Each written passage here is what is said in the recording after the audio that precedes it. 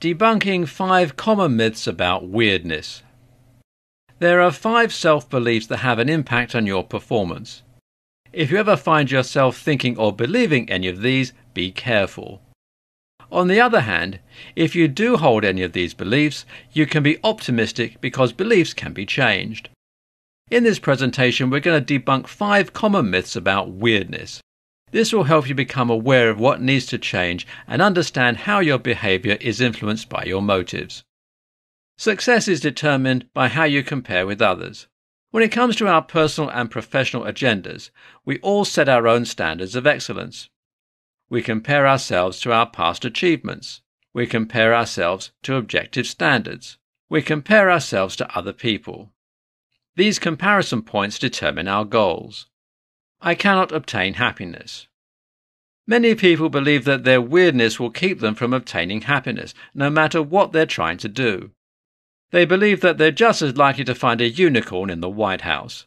However, it is possible to achieve happiness. Here's what you must do. Figure out your values. Understand that attaining certain goals isn't the answer. I'm not in control of the world. According to Carol Dweck, a psychologist, we have one of 2 primary viewpoints that affect how we interact with the world.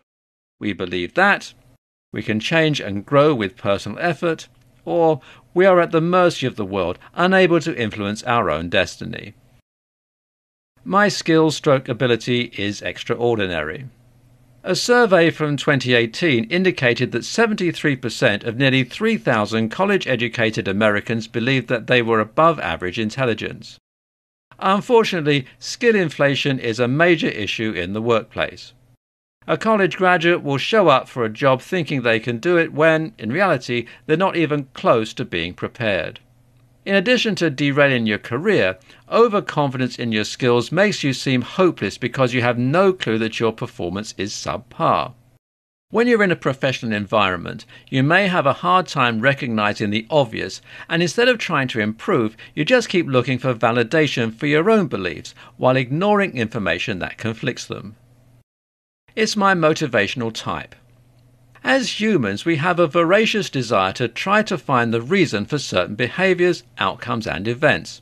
If something doesn't work out right, we want to know who caused it and why it happened. If something does work out perfectly, we snatch up credit and then try to find out how and why it was a successful outcome so that it can be repeated in the future. We also enjoy not expending cognitive effort when we can. Why should we think/reason if it's possible to generalize? This pattern of seeking causes an event, and also resting our brain causes us to label others based on certain characteristics and traits. We use labels to justify our identities and behaviors. Labeling ourselves and others becomes an issue that leads to inaccurately branding others for several reasons. For example, though some consultants/authors would like you to believe it, there is actually no such thing as fixed motivation. Though you might exhibit some dominant motivations, your behaviors actually change with the situation. When we generalize, we assume that everyone that falls under that certain label have the same motivations. They really don't. Sometimes a person is labeled and they act the way they are labeled because that's what they think is expected. Conclusion.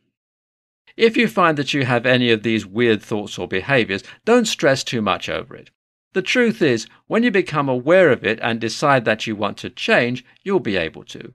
Hopefully, this has helped you to debunk 5 common myths about weirdness.